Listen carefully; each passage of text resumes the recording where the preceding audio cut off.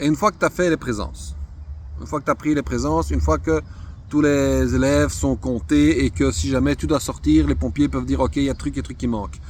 Eh bien, à ce moment-là, la meilleure manière de donner cours, je trouve, c'est pas de crier, c'est tout simplement de commencer. Et là, les élèves, ils sentent. Ce sont de futés petits renards. Ils sentent le prof qui est prêt et le prof qui est pas prêt. Ils sentent celui qui a de belles photocopies, bien léchées et qui est capable de donner cours pendant 50 minutes et même de les occuper pendant 3 heures. Ou celui qui est là un peu main dans les poches. On fait quoi les gars aujourd'hui? Allez, on va papoter sur un sujet, on sait pas trop vers où on va. Peut-être on regarde un film, peut-être on écoute une chanson, je sais pas. Non, ça va pas. Tu dois être prêt. Parce que eux, c'est une équipe de ninjas. S'ils peuvent saboter ton cours, ils vont le faire. Ou ne pas suivre ton cours, pouf, ils vont se volatiliser. Physiquement, ils seront là, mais mentalement, il n'y aura plus personne. Des ninjas, je te dis, des ninjas.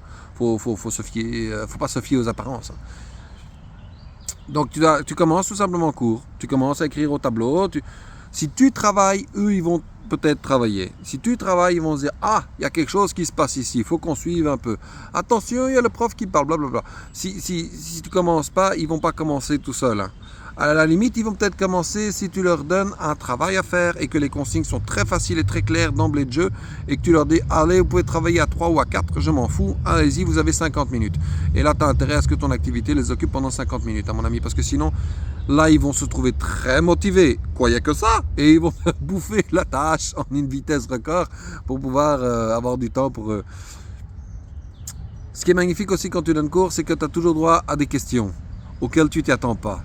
Tu es là, tu te retournes. Tout le monde a compris? Monsieur? Oui. Je peux aller faire pipi? C'est tout le temps comme ça. Ou, monsieur, je peux faire pipi, monsieur, je peux me moucher, monsieur. Et ça, c'est quand ils te posent la question et qu'ils sont polis. Parce que parfois, t'en as, ils se lèvent en plein milieu du cours. Et toi, tu t'écrivais au tableau, tu te tournes, paf, tu colles une baffe à un gamin qui passait par là. Et tu dis, mais qu'est-ce que tu fous là, toi? Et il dit, me laver les mains. Pourquoi tu vas te laver les mains? Il y a mon stylo qui a percé et j'ai plein d'encre sur les doigts. Mais je m'en fous. Tu prends un mouchoir, tu restes sur ton banc et tu restes tout seul, hein, coco. Qu'est-ce que tu viens m'embêter ici, juste à côté? Et là, c'est fini. Tu fais un spectacle. Et il n'y a plus de cours. C'est magnifique. Ah, et à la fin, faut écrire dans le journal de classe. Ah bah non, on n'écrit plus dans le journal de classe parce que maintenant tout est numérique. Mais ils n'ont pas le droit d'avoir leur téléphone à l'école parce qu'il y a réforme récemment. Ça c'est magique. Je vais t'en reparler aussi. Le numérique à l'école. Oh, ça c'est une trouvaille. Une trouvaille. On est bon. Hein. Oh là là.